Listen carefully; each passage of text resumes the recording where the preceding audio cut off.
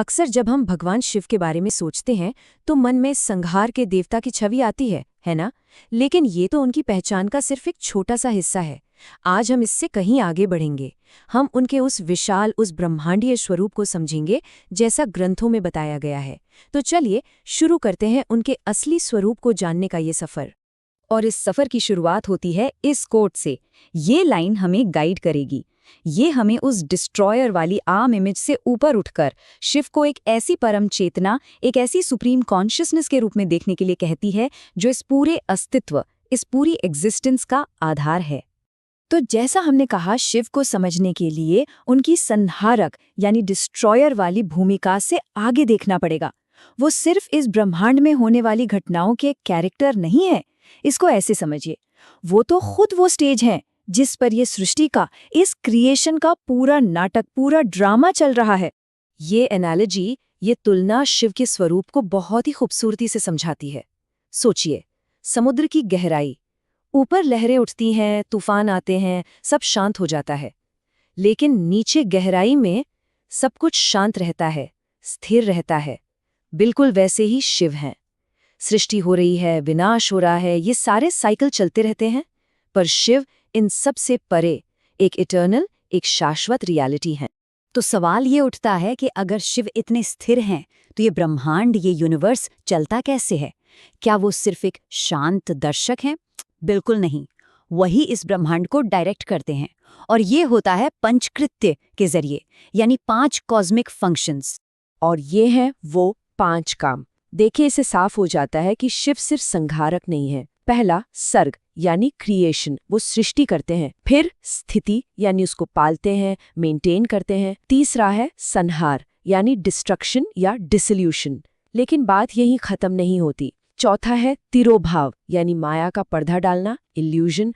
और आखिर में अनुग्रह यानी मुक्ति देना, लिबरेट करना। तो ये क्रिएशन से लेके लिबरेशन तक का पूरा साइकिल है जिसे शिव ही चलाते हैं। अब ये सब काफी डीप, काफी फिलोसॉफिकल बातें हैं, आसान नहीं है। तो इनको समझने का सबसे अच्छा तरीका क्या है? वो है कहानियां, पौराणिक कथाएं। ये कहानियां शिव के इन एब्स्ट्रैक्ट कॉन्सेप्ट्स को जिंदा कर देती हैं और हमें उनके गुणों को बेहतर समझने में मदद करती है। और इन्हीं कहानियों से पता चलता है कि शिव का संहार अक्सर डिस्ट्रक्टिव नहीं, बल्कि प्रोटेक्टिव होता है, एक तरह से करुणा से भरा होता है। जैसे समुद्र मंथन में विष पीकर दुनिया को बचाना, या फिर गंगा के तेज बहाव को अपनी जटाओं में संभालना ताकि धरती बच जाए। उनका हर काम एक बड़े कॉस्मिक बैलेंस के लिए होता है। चलिए, ऐसी ही एक बहुत पावरफुल कहानी को थोड़ा डिटेल में देखते हैं। ये कहानी शुरू होती है अहंकार से, ईगो से। प्रजापति दक्ष, वो एक महान यज्ञ कर रहे थे, लेकिन उन्होंने जानबूझकर अपने ही दामाद भगवान शिव को इनवाइट नहीं किया। क्यों? क्योंकि वो शिव को एक साधारण तपस्वी मानते थे और उनसे नफरत करते थे। तो इस यज्ञ के जरिए उनका मकसद शिव को सबके सामने नीचा दिखाना था। अब शिव की पत्नी सती वहां बिन बुलाए पहुंच जाती हैं, और जब उनके सामने उनके पिता दक्ष उनके पति का अपमान करते हैं, तो वो ये बर्दाश्त नहीं कर पाती। अपने पिता के उन कठोर शब्दों से इतनी आहत होती हैं कि वो उसी यज्ञ की आग में अपने आप को समर्पित कर देती हैं। उनका ये कदम दिखाता है कि शिव के सम्मान के बिना उनके लिए जीवन का कोई मतलब ही नहीं था। ये प्रेम और निष्ठा का चरम था। और फिर जब शिव को ये खबर मिलती है, तब उनका वो रूप सामने आता है जिसे देखकर ब्रह्मांड कांप उठता है। लेकिन ध्यान दीजिए, ये विनाश सिर्फ गुस्से से नहीं पैदा हुआ। इसके पीछे था असीम दुख, असीम प्रेम। सती की मृत्यु से कॉस्मिक बैलेंस बिगड़ गया था, और उस बैलेंस को वापस लाने के लिए शिव का ये रौद्र रूप जरूरी हो गया था। शिव अपनी जटा से एक लठ तोड़ते हैं और उसे जमीन पर पटकते हैं, और उससे जन्म लेता है वीरभद्र। वीरभद्र उस यज्ञ में जाकर सब कुछ तहस नहस कर देता है, देवताओं को सजा देता है और आखिर में दक्ष का सर काट देता है। तो ये जो पूरा विध्वंस है, ये अहंकार पर न्याय की जीत है। ये कथा हमें सिखाती है कि जब अधर्म हद से बढ़ जाता है, तब धर्म को स्थापित करने के लिए शिव की संहार शक्ति सामने आती है। तो अभी तक हमने शिव के काम, उनके एक्शंस को समझा, लेकिन अब हम एक और गहरे सवाल पर आते हैं। आखिर शिव हैं क्या? उनका स्वरूप कैसा है? और यहीं पर उनके दोहरे अस्तित्व, उनकी ड्यूअल नेचर की बात आती है। निराकार भी और साकार भी, फॉर्मलेस एंड विद फॉर्म। ये दो शब्द बहुत जरूरी हैं, निष्कल और सकल।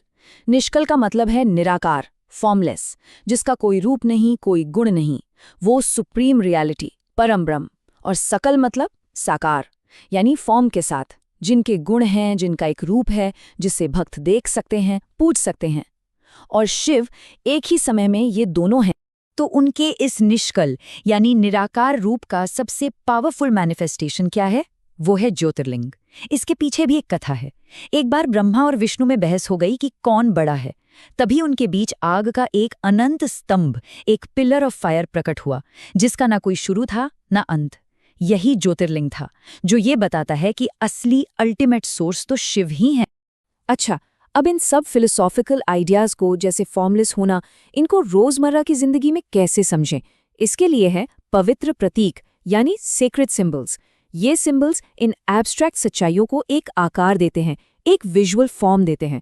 तो चलिए कुछ अहम सिंबल्स और उनके गहरे मतलब को समझते हैं। और सबसे पहला और सबसे अहम प्रतीक है शिवलिंग। इसको लेकर बहुत गलतफहमियां हैं।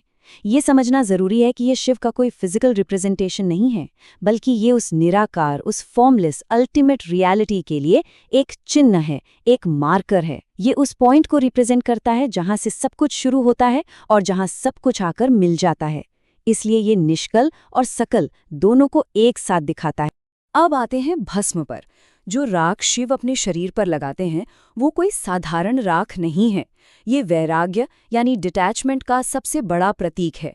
ये हमें याद दिलाती है कि जब ये पूरा ब्रह्मांड, सब कुछ जलकर राख हो जाएगा, तब भी जो चीज़ बचेगी वो है परम सत्य, वो है शिव।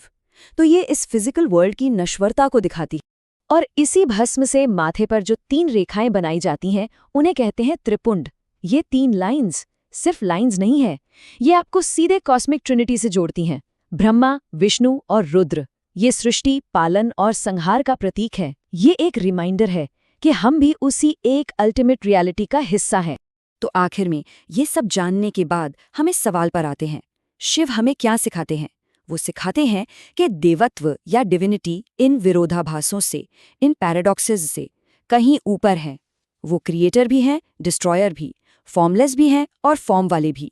वो हमें याद दिलाते हैं कि संहार के बाद ही नया सृजन होता है और निराकार सच्चाई भी प्रेम और करुणा के लिए साकार हो सकती है।